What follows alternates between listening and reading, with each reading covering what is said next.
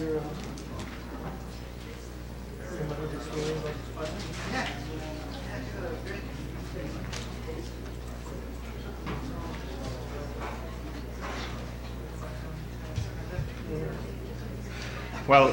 good afternoon, everybody.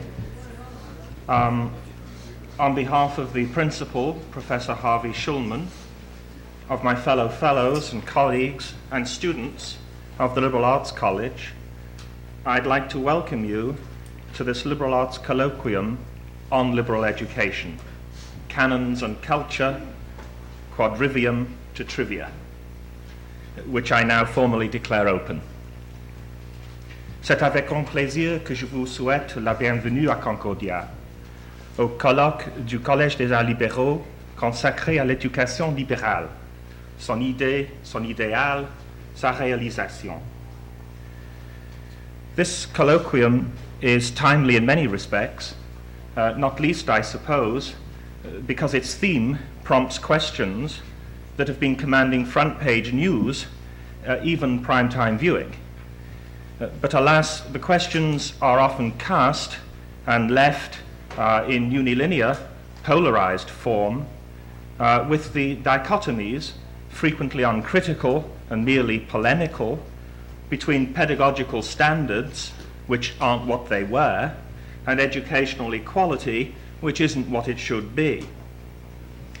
In this regard, I'm reminded that the colloquium is timely, at least within a month or two, in falling in the centenary year of the death of Matthew Arnold, contemporary of Newman, poet, critic, school inspector, scholar gypsy, eloquent defender of liberal education, with the distinctly critical, rigorous, and above all, balanced conception of the educational policy of a period as reflecting its conceptions of human society and the proper object of human endeavor. Arnold's sentiments, though not actually his words, they're the words of the historian R.H. Tawney, writing on the eve of the First World War, a liberal educationist in the old socialist tradition. The mere listing of topics for this colloquium seems to me to hold out the promise of such a breadth and profundity of perspective. If the colloquium is timely, for those of us close to the college, it's also just about in time to mark our 10th anniversary during 1988. Of course, we're a mere fledgling beside the sorts of venerable institutionalized traditions invoked by Arnold and Newman, but we're not bad at all in the context of such a heterogeneous and modern structure as the one embracing us all today, and we hope tomorrow. It's fitting that the occasion should coincide and coalesce with a colloquium, with colloquy, with intellectual discourse and social intercourse. On a more mundane but nevertheless very important note, I'd just like to point out a few facts, namely that all the sessions, with one exception, will take place here in this room. The exception is the keynote address this evening, which will be given downstairs in H110, which is the main amphitheatre. I've also been asked to impress upon participants in the panels to obey the temporal law as laid down by panel chairs, this being particularly important if we want to leave tomorrow.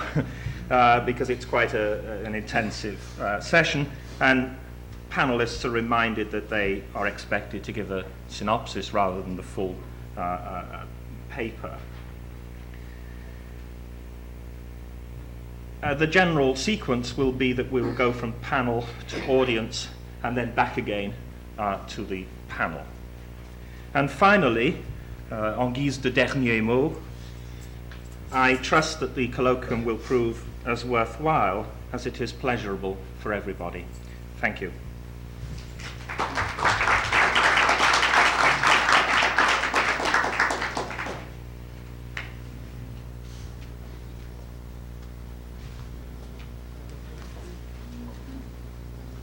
Ladies and gentlemen, it's not going to be a second speech. I just open the first panel, which has the distinguished and expressive and poetic name Panel A. Our topic is, as you know, the notion of a canon, which means that after this panel, some of you may even know what the reason why you are here in the first place. My job is, as you just heard, to enforce that the time concept of Western civilization, metric and measured time, be enforced during the panel. Each speaker was given 20 minutes to prepare to present his or her contribution. And after all three speakers finish, we will have 3/4 of an hour session for questions and answers and discussions in general. Thank you very much. And our first speaker is Dr. John Fekete from Trent University, who will speak to us about liberal education, canons, and postmodernity. Professor Fekete. Thank you very much, Mr. Chairman. Good evening, ladies and gentlemen. Bonsoir, chers collègues. C'est toujours un grand plaisir pour moi de revenir à Montréal. It's really my home. It was my home for 17 years, and though I've been away from it now for some time, it's always a special occasion. I'm grateful to have been invited. I should say also before starting that, as much as I too miss the passing of Matthew Arnold, I'm also reminded today of the much more recent passing of George Grant, who, as you know, also spoke about the curriculum, and I'm sure his spirit too is with us this evening. Am I too close?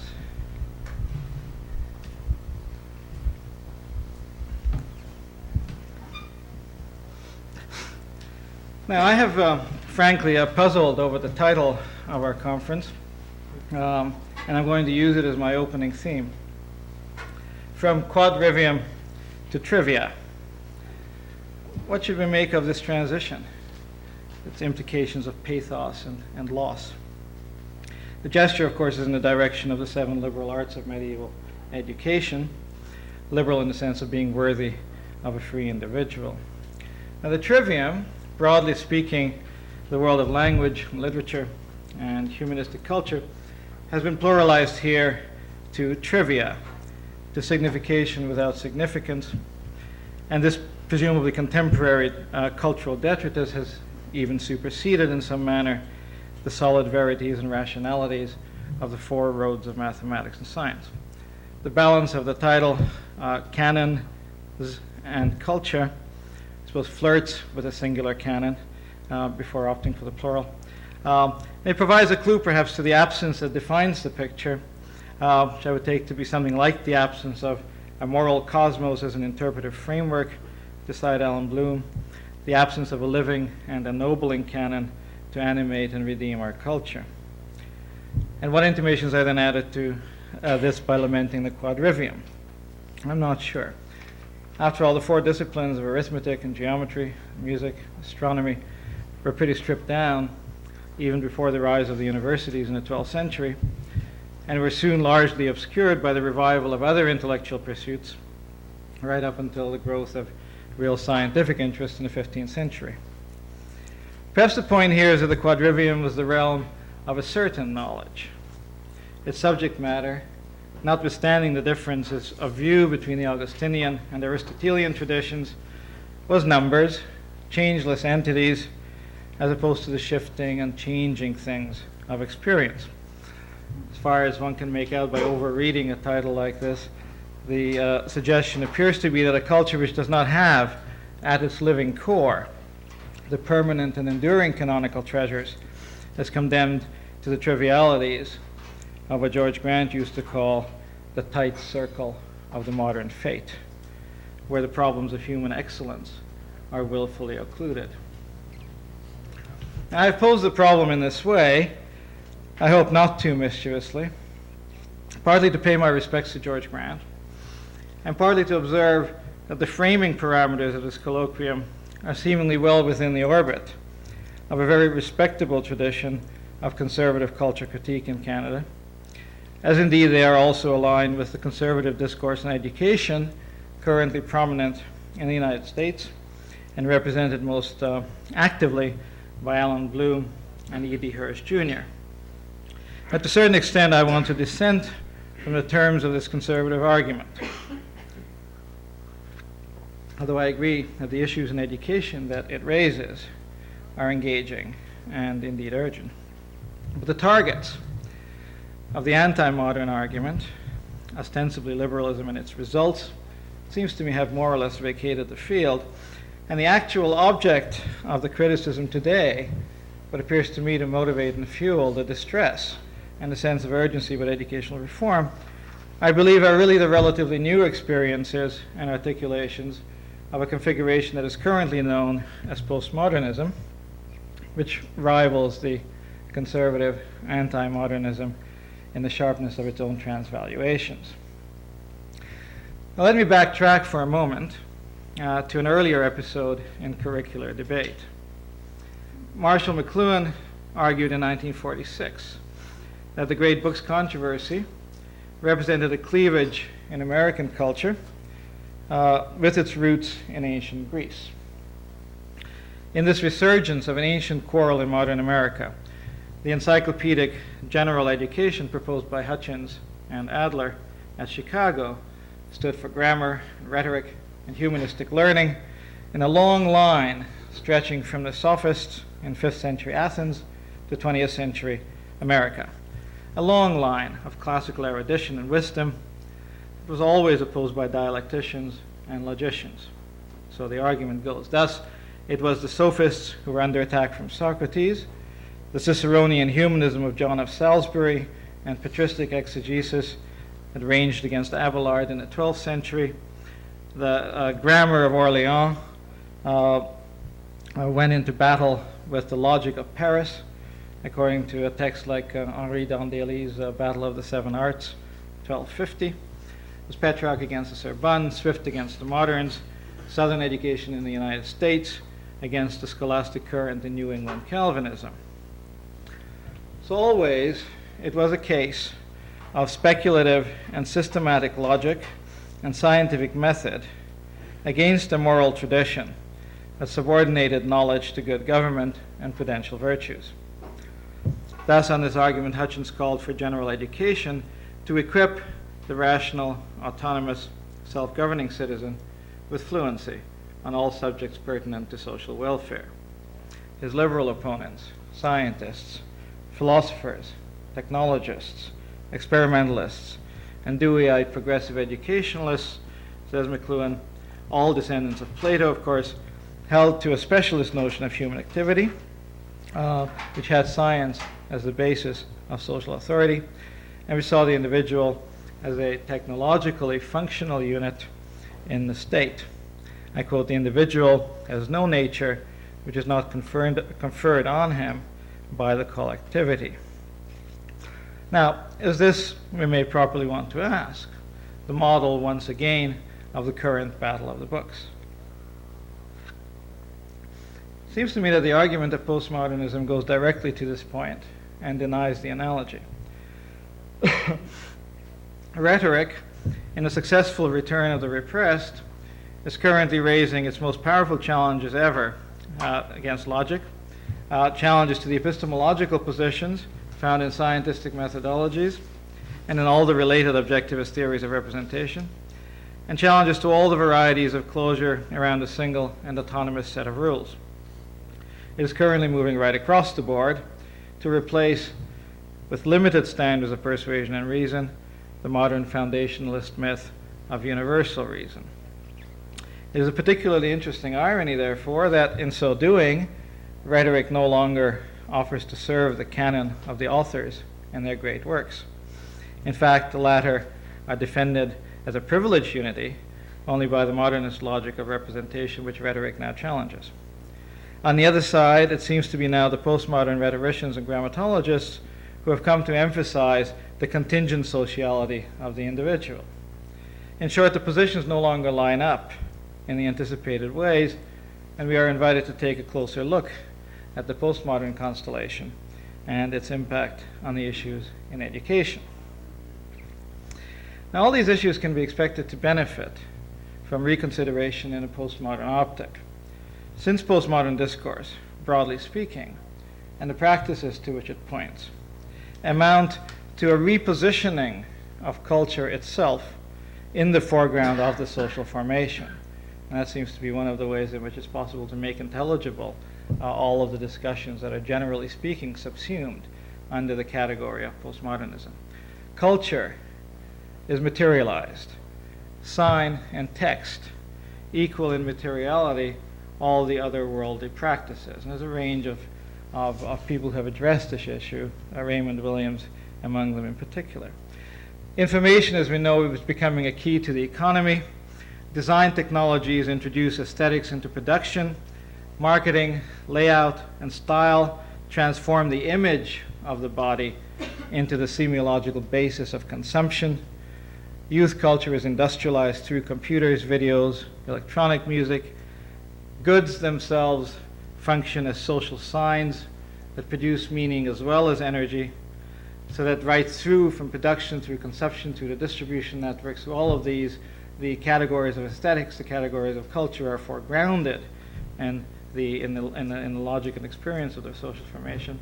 And intellectually, the image and surface effects, of course, come to be preferred to depth, artificial markings, to naturalist simulations, while the foundational narratives of progress and rationality, the most comforting narratives with which we're familiar, along with the stable meanings and a strong sense of history that have been linked up with them, of course, all decline in favor of a proliferation of differences and quite massive displacement of the elite arts by the forms of popular culture. I think that's the picture. Now, are these trivial pursuits? Stuart Hall, I think, has rightly described this complex as the democratization of culture in a landscape of popular pleasures. The commodified consumption underwrites, I quote, the opening up of the individual to the transforming rhythms and forces of modern material life. End of quote. On this kind of account, we are facing here a revolution in everyday life and an important, if very contradictory, expansion of civil society, including a multiplication of points of power and points of conflict and points of resistance, for which, of course, there is no overall map and there is no overall comprehensive formula, although all of the elements of hegemonic and counter-hegemonic formation to which theorists from Gramsci to Raymond Williams have pointed are implicated in the process. Politics in that kind of situation tends to become a matter of positional navigation, cultural strategy. In fact, as the subjective dimension is itself pluralized in relation to the multiple social worlds that individuals come to inhabit, it becomes of particular interest to ponder how to educate the new postmodern subjects and to what ends. Now, we are now fully at the threshold of questions about canons and cultural literacy. Canons are selectively instituted symbolic orderings, serving partly as a memory theater and partly as active carriers of a community's important investments of authority and value. They are material orders of idealizations, perpetually involved in active transactions with the investors and with their heirs and their associates. Without them, there would be no shared valorizations and no differences from particular self-identity. Without their mutability, there would be no possibility of a dynamic culture. And without their multiplicity, there would be no possible worlds for imaginative exploration and counter-hegemonic retrieval. Canons, in this sense, are great treasures indeed. But as productive forces, they also generate anxieties, marginalities, and silences, and like any selective structure, they are open to challenges from the quarters of exclusion. Now, I would like to identify three main canon-related enterprises, all of them, like the Chicago Great Books program, interdisciplinary. I should say that I don't think that these are pure types. They are not. They do overlap. but they are also, I think, sufficiently distinct in function to be worthy of notice. The first is the program of authority, as I would broadly call it, and it aims to group pedagogically a great tradition of imperishable authors and texts as a reservoir of spiritual energies.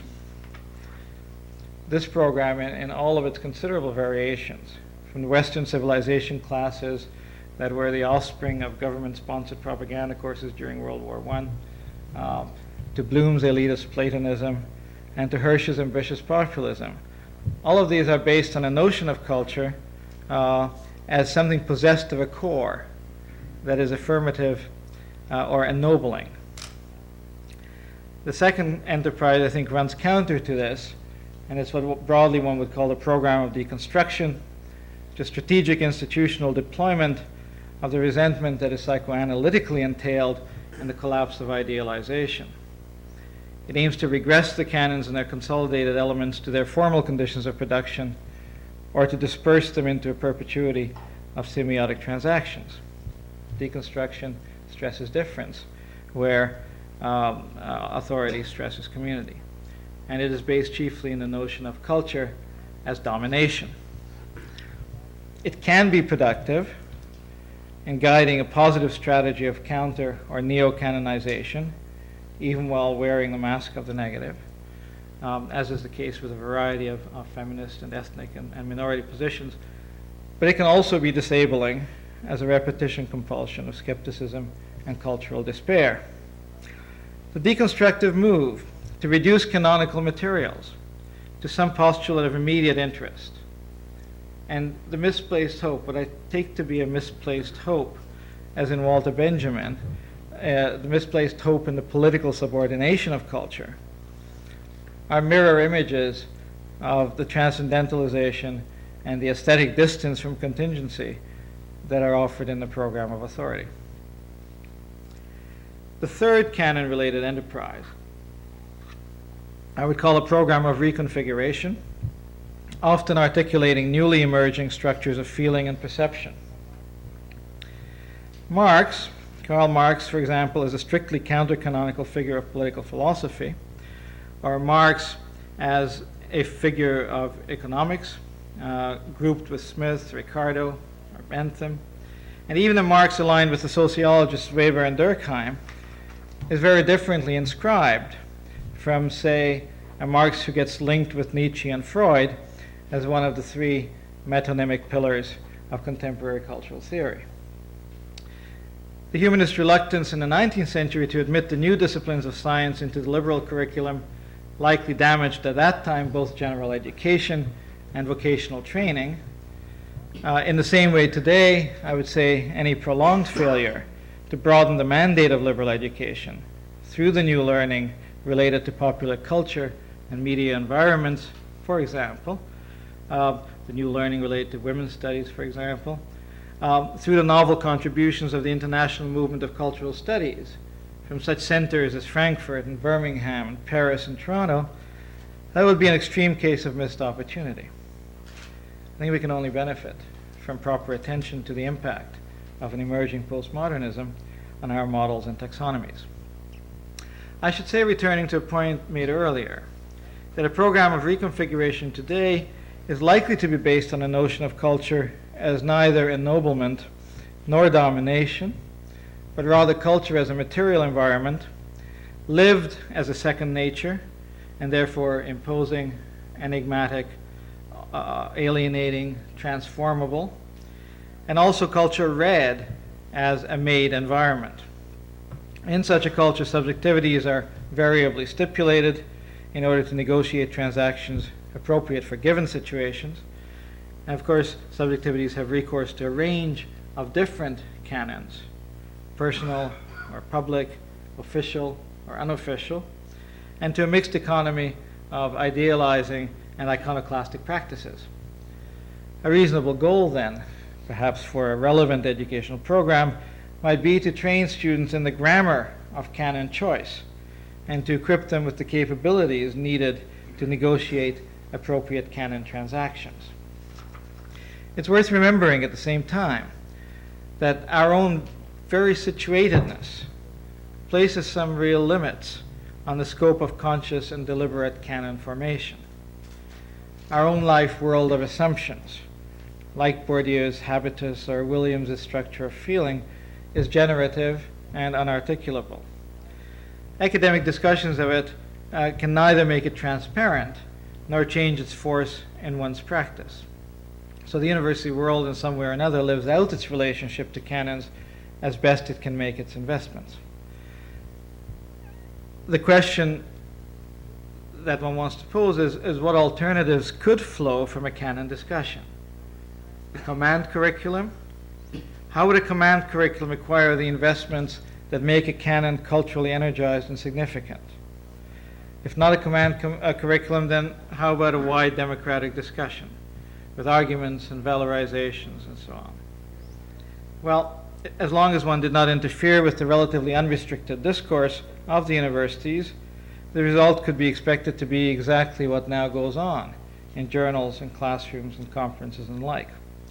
If, on the other hand, there were interference through curricular legislation, for example, or through funding constraints that targeted some core of contents for privilege support and abandoned the ostensible peripherals, then academic freedom would become a casualty, and the resulting canon product would not be produced by a legitimate canon process. Command curricula are more readily institutable, of course, at the secondary school level. Hirsch's proposals depend on this. But the problem, even once the syllabus is agreed, is motivation and cathexis. In other words, process more than content. A word on literacy is in order here. The literacy question of what is basic or sufficient in certain regions of culture is, I think, the other side of the canonical question of what is best. That was an explosive comment.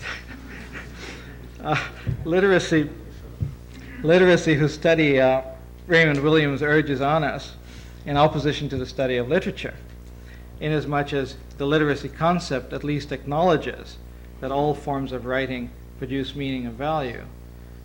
Literacy clearly is neither an all or nothing quantity nor an independent variable. Literacy is a quality with many levels and intensities. It needs to be defined in situation relative terms. And its general diffusion is close to useless without the ability to use it in an appropriate circumstance.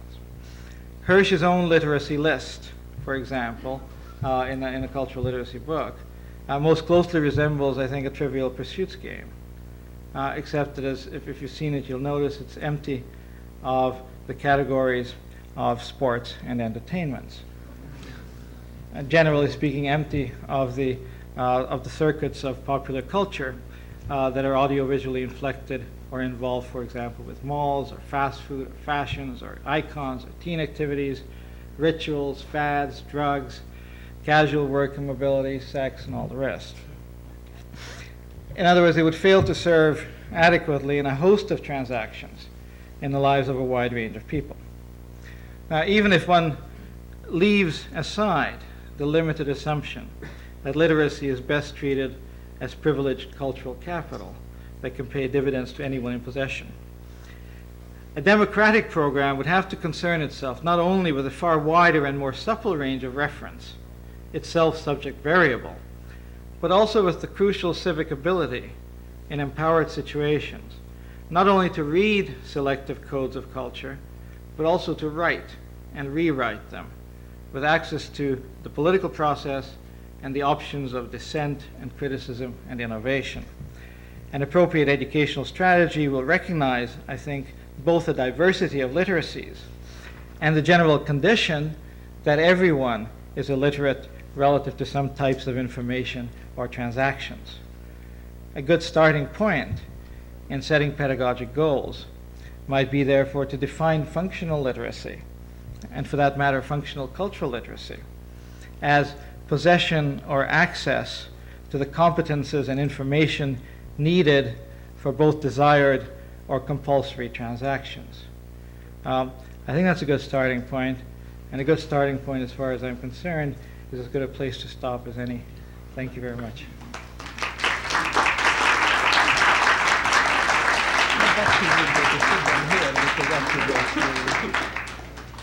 So may I ask our next speaker, who is Professor Blank from the University of Victoria, and he will talk to us about Firing the Canon, a case for marginality in curriculum development. And in order to keep our time, the necessary and sufficient equipment is a clock and a gun. I have only the clock, so please keep the allotted time. Just kick me. Yeah.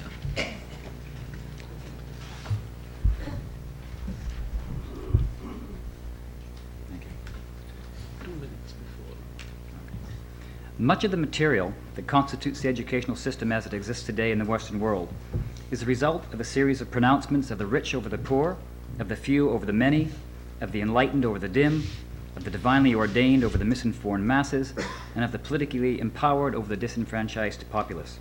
In short, education has become a crafty euphemism for control and subjugation. It is the working out of power and prejudice.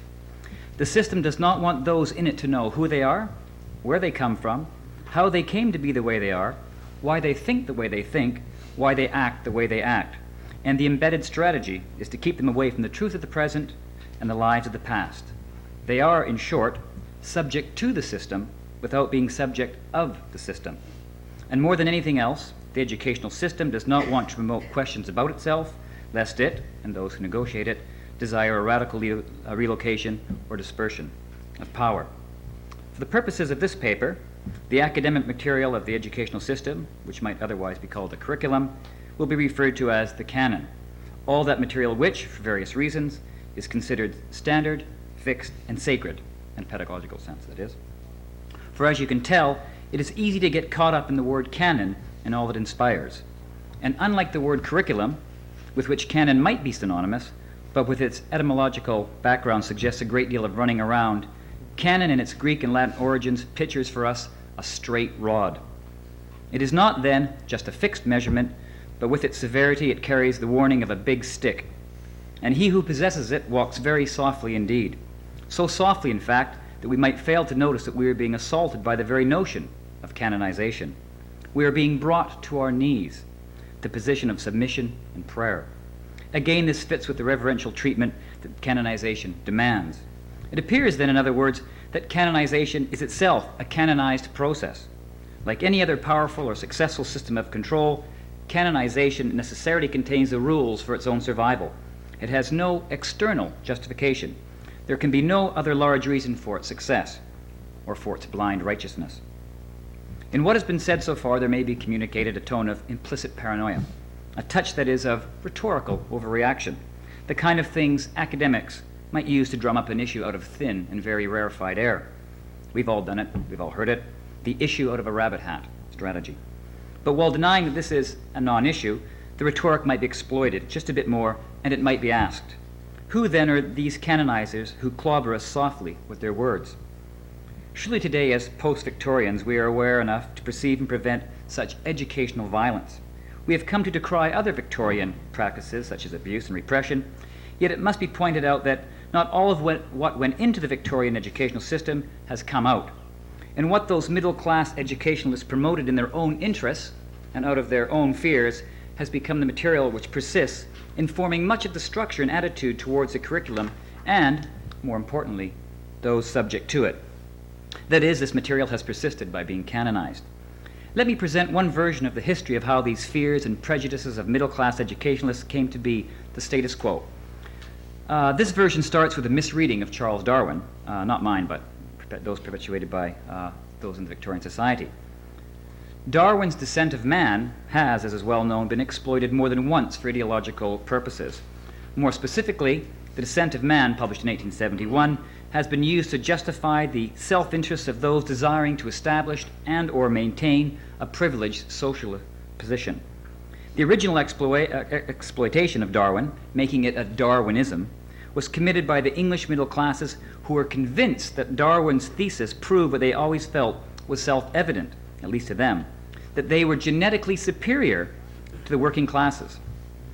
Combining this were the fearful demographics of Mathie, which were out and running rampant through the ministries and through the private clubs.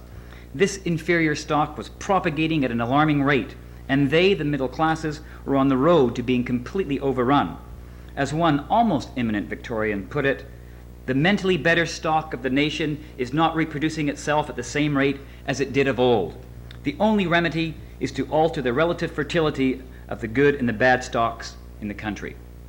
One organized intellectual response, that of a group calling themselves the eugenicists, was to find its views continuing well into the 20th century, where the castration of criminals, the mentally inferior, and the socially deprived was carried out. And quite remarkably, this continued well into the 20th century. The idea of testing for IQ was also developed as a misreading of Darwin, with the explicit aim to scientifically root out the mentally inferior. In the late 40s, if persons with an IQ of 90 or less, if they were continued to allow to reproduce, there were fears that that civilization was going to be at risk here. What has this to do with curriculum and canonization? Simply this, that the originators of the structure and subjects of the curriculum were those middle classes so threatened by the fornicating inferior masses. Faced with the spread of these diseased minds and with the mighty moral responsibility of having to put into place an educational system which would at once put the tainted hordes in their place while reserving the choice position for the chosen few, faced with this, people like Matthew Arnold set about devising a curriculum which was proper, fine, and innocuous, or at least proper, fine, and innocuous, given the target group, which in Culture and Anarchy, Arnold refers to as the festering masses. The Victorian educationalists, armed with their social Darwinism, were certain they knew what was best for those they feared most and knew least about. Even noted scientists like E.W. McBride joined the bandwagon. In the early 1920s, he wrote this: "Lower races can be made to adopt the customs of a higher civilization so long as they are under the guidance and control of a higher race. But when left to themselves, they steadily regress to the appropriate level." The key words here are control and guidance. McBride goes on to say that even within higher races there are types, criminals, prostitutes, and imbeciles, to name three, on whom money spent for education is money wasted. But the mandate of the educationalists was to spend money, even if they held similar views. And so what became canonized were harmless versions of their views and values, often Oxbridge-based, not what was appropriate and necessary for class integration. It is obvious to anyone who examines contemporary Britain that the educational system, more than any other institution or aspect of British society, persists in promoting class division. But what about today in North America? What is being promoted now? This last year or so, and over the next day or two, we're going to hear a great deal about cultural literacy. This was mainly a result of Hirsch's book of that title, and along with another surprise bestseller because it was written by an academic, was Alan Bloom's A Closing of the American Mind. And with these two, we have a double lament over what the inadequacies of the modern person has, mostly Americans, obviously. And they want to, again, I could spend a great deal about this, but I think we're going to get saturated with Bloom and Hirsch. They're going to be the Batman and Robin of this conference, or perhaps the Laurel and Hardy, depends who's speaking. Hirsch in particular, or maybe Bonnie and Clyde, maybe better. Hirsch in particular appears to desire a time-tested and fortified canon that will get Joe and Josephine's student through the day without the passing thrills of cheap snacks. Hardly a calorie of cultural relativism in this diet. Both of these important books implicitly address the notion of canonization, and both books, while making some claims of coming from humanist, even liberal positions, nonetheless exhibit a form of conservatism through some reactionary posing. Part of the argument comes down to the issue of whether the classics or standard traditional subjects should be taught, or whether we should teach what is useful and relevant. But surely this should not be an either-or choice, and I believe we can somehow do both without too much replacing, but with some important displacing. What follows are three very specific examples illustrating areas where this firing of the canon might take place. Rather than relying on what until now has been considered central, universal, and classical, that is, rather than relying on the existing canon as a basis of education material, I would like to promote a dialectical model where the marginal, the personal, and the popular engage with the central, the universal, and the classical.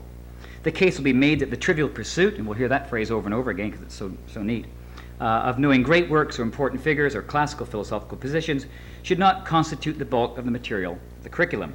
Instead, a dissenting form of cultural literacy would foster a metacritical awareness based on and beginning with the marginal, the personal, and the popular.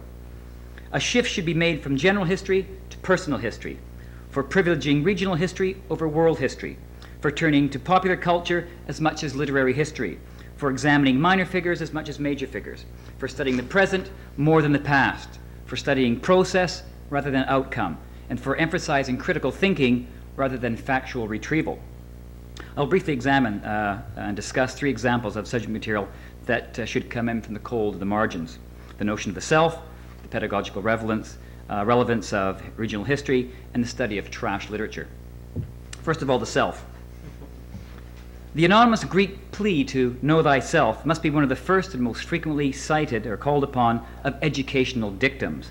Yet it is also probably the least acted upon. The self should be the center of the canon from which all else moves outwards and gravitates towards. But the self, as it is formulated in the curriculum, is only a generalized self. It is a you and me self. It is a Canadian self, a Montreal Canadian supporter's self, a Protestant self, a Eurocentric self, an academic self, to name just a few.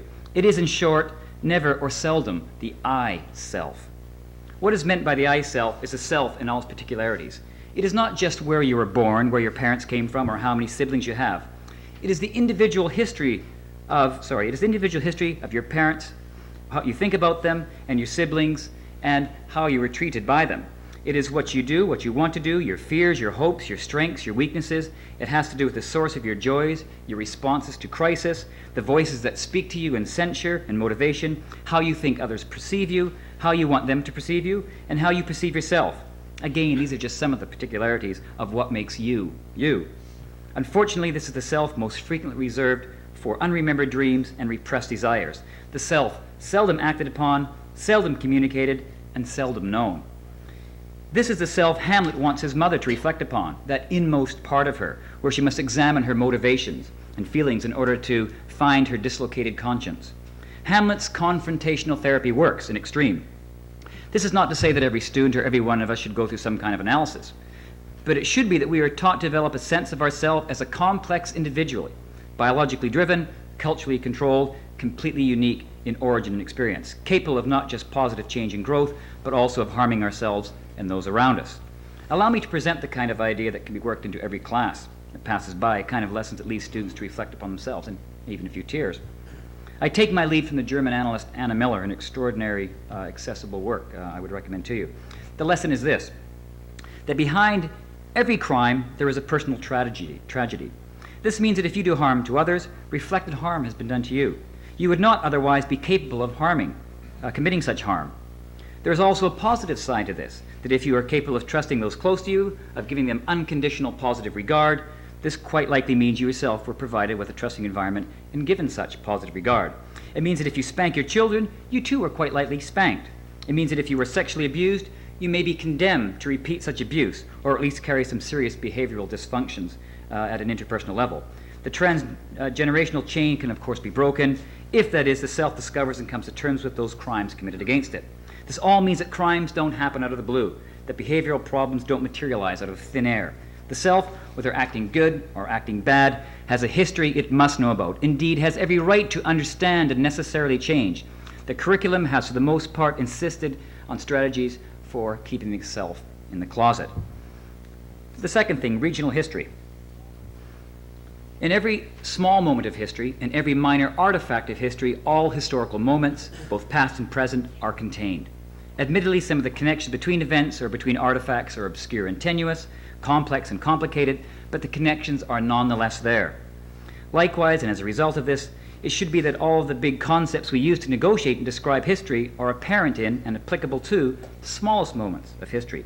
Harold Bloom, not Alan, no relation I don't think, has used this notion in his account of literary history.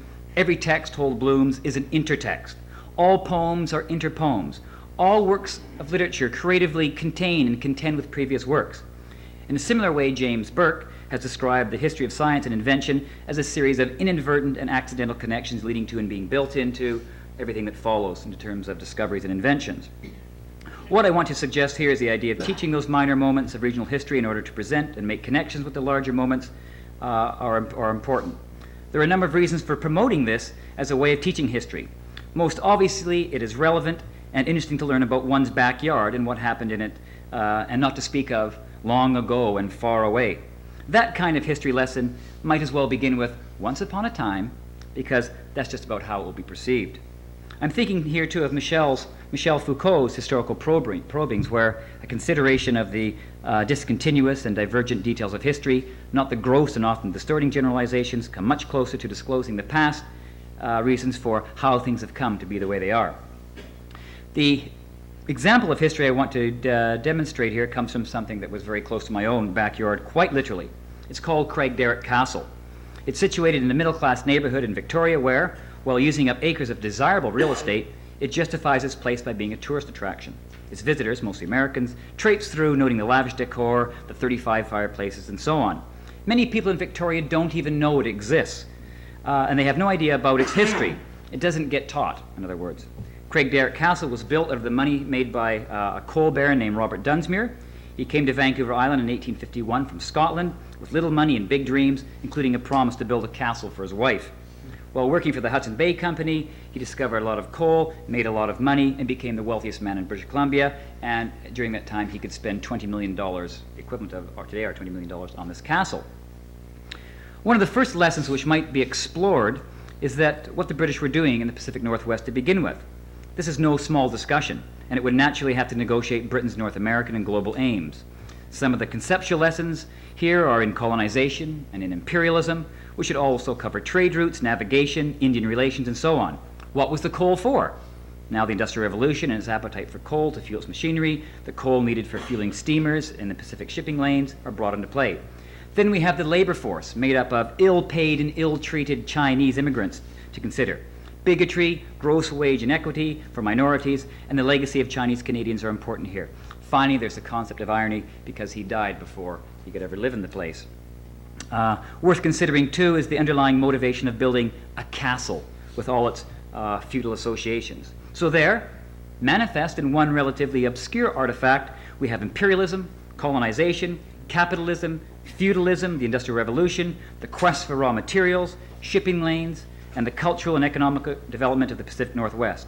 The British Empire, bigotry, and irony, just to name a few that can be drawn out of one thing in your backyard. I'm sure you can take this block of Montreal and do the same thing. There may, however, students may be acquainted with this other material, but only in some kind of vague, irrelevant, and impersonal way. Popular fiction, third one. Elation, depression, flying, sinking, the penthouse, the gutter, heaven, hell. The privileged term in all these pairings of metaphoric highs and lows is the first. And so it is when we come to the notion of culture. There is high culture and low culture. And while the first term suggests what is superior, lasting, and special, the second term suggests what is inferior, temporary, and ultimately banal. The first is worthy of study. The second is hardly worth remembering, never mind studying, and even less so, teaching. This section of the paper focuses upon one part of low culture that is nevertheless eminently teachable, and yet gets seldom taught: the contemporary best-selling novel, trash. The suggestion here is that popular fiction should be part of the curriculum, rather than remaining marginalized by the great canonized works that use up most of the time allocated for the subject of literature. We have come to believe in the transcendent great rather than the transcendent disposable, I suppose. Matthew Arnold and F.R. Leavis have a great deal to do with this to begin with. Bertrand Russell, in his thinking about the problem of why people are religious, comes to one conclusion: they are religious only because their parents are religious. The same rather glib but powerful explanation appears to hold true for why certain authors get taught over and over again, because they were taught by those who are now in charge. Behind this is a saying that demonstrates nothing more than the stubbornness of egotism and its resistance to change. It was good enough for me, it's good enough for you. No one wants to break the chain, and chain, of course, is the appropriate metaphor there, enslavement. Both of the books I could use to illustrate this, one is written by Jackie Collins, it's called Lucky, and I'll just give you the back cover blurb. She's a hot-blooded beauty, in love with power, hungry for pleasure, wild, notorious, trouble, with the sensual grace of a panther. etc., etc. The other one's called The Iron God. Here's what it says on the back. The Russians hold a gun to the head of America. With the integrity of America's intelligence network on the line, the commandos of Able Team, instead of take off A Team there, I suppose, find themselves locked in a gritty, muscle-wrenching race against time. Able Team, 3 roaring Avengers whose covert kill squad is the fiercest in the world. Your life is in their hands. A big question lurks behind this. What is the teaching of literature supposed to teach in the first place? The question is easier to pose than it is to answer. But I could go on and demonstrate, and I'll just do a little bit of it here before I get cut off. What about teaching the elements of fiction? Setting, point of view, theme, plot, characterization, irony are just as available in Jackie Collins as they are in Jane Austen. But what about the contents in a sociological and historical sense? Students examining these 2 trashy novels learn to identify and make judgments not so much about literary worth, but about the relevance of what they communicate. Thus, in The Iron God, they learn, among other things, about American propaganda, the phallocentric myth, and power of potency. More importantly, they learn about the dangers of such positions, especially when Americans are portrayed as invulnerable and the embodiment of righteousness, while the Russians are evil, stupid, and vulnerable. A group of people possessing such misguided attitudes and beliefs are clearly capable of committing horrific crimes in the best interest of their country. Of course, they also learn about this kind of art form. For many of the students, this is enough, and all of this for $2.95 too. The Jackie Collins novel, with its sex, drugs, and rock and roll, and the big bucks, and the beautiful, obsessed, and pathetic, proud characters, displays in barely exaggerated form an apparently desirous way of living, the lifestyle of the rich and famous. The novel is a document of its times, and we cannot but help supply an ironic comment about today what is held in esteem. We are a decadence-loving lot. The conclusions of this paper can be stated under the general suggestion that in education we should begin with the marginal, not the central, and following from this with the critical, not with the factual, with questions, not answers, with details, not the generalizations, with the present, not the past, with the popular rather than the classical, with the regional rather than the global, with the personal, not with the general and impersonal. The notion of canonization as an educational concept resists this strategy, and thus trivializes or makes secondary and parasitic all that is, very obviously, closest to us.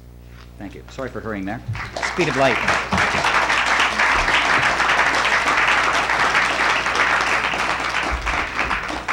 Thank you very much, Professor Blanc. Professor Mathie, please. From Brock University, speaking about philosophers, gentlemen, and saints. Yeah, one of the functions of a canon is an economic one. It keeps something in print, providing a market for it, in turn by providing a perhaps artificial demand. Certainly that's not desirable. In fact, Professor Blank said it was counterproductive in case novels he spoke to keep that in print. Is there any sense in which a canon is desirable precisely to do that? A canon, in the sense which Professor Mathie didn't speak to, despite the promise of its title, of a human canon? You know, I mean, you raise a problem dear to my heart. One of the difficulties I now find in teaching science fiction, for example, is that a number of the books that I consider to be really deeply fine books, I mean, really fine writing and really important parameters and in all kinds of ways valuable texts, are simply not available anymore. I find every year that at least a third of the texts I used in the previous year I can't get. I find that some of the ones that are really the ones that I feel most comfortable with and I think are most challenging and important, I have not been able to get for years. So that I'm finding it quite, I mean, anybody working in an area like that is to some extent involved in a canonization process. I mean, just talking about this stuff, putting it on a reading list is to somehow keep these things alive.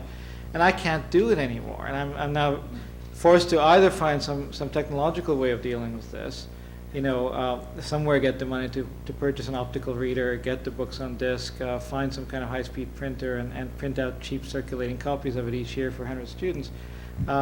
Or else, or alternatively, have to find a network of other people teaching similar materials to somehow create that kind of pressure on publishers, which will eventually get the books back into print and so on. It's an immensely difficult process.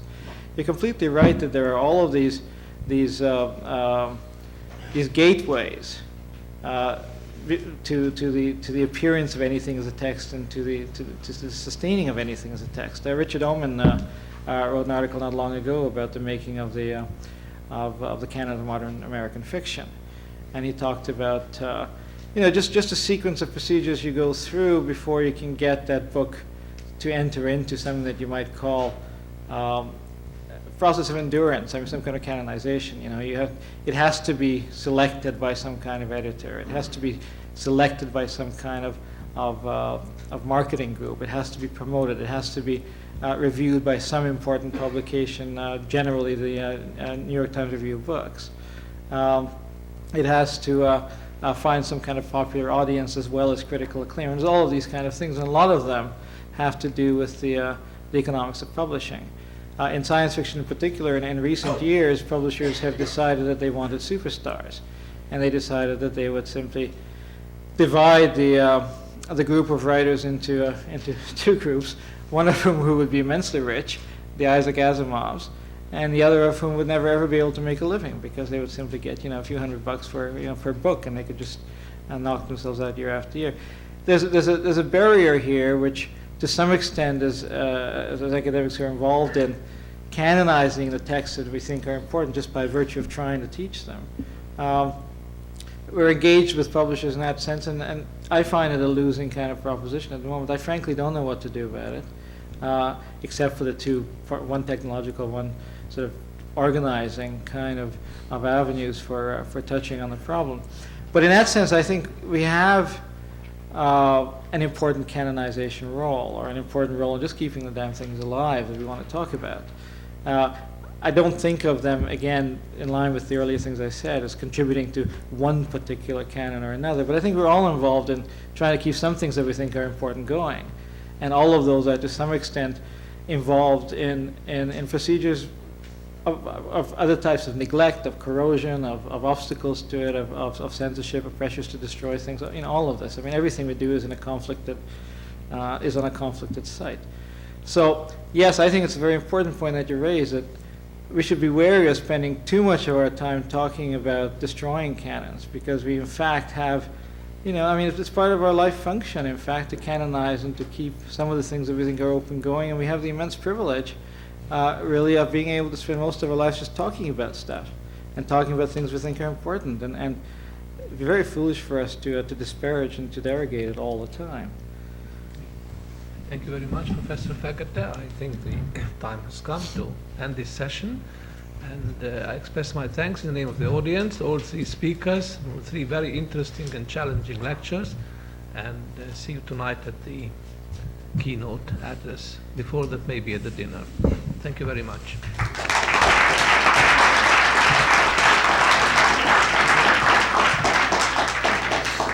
Oh, you made notes? One that's final yours. comment. For the people who are presenting papers, some of you have just arrived and perhaps haven't looked in your packages, but we have a dinner arranged. And let me tell you where it is, in case some of you may not know. We are 2 blocks from where we're having dinner at La Marguerite at 1472 Crescent. So I'll ask you to leave now with us because we are already late. We have to get back here, and I will see you all later. Just follow us as a group perhaps.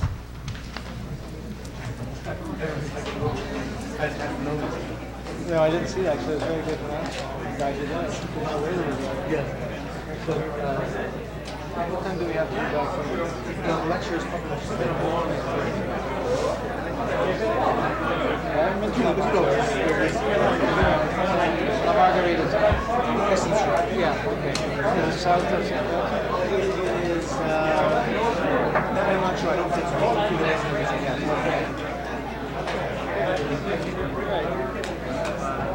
Yeah, that's good for us.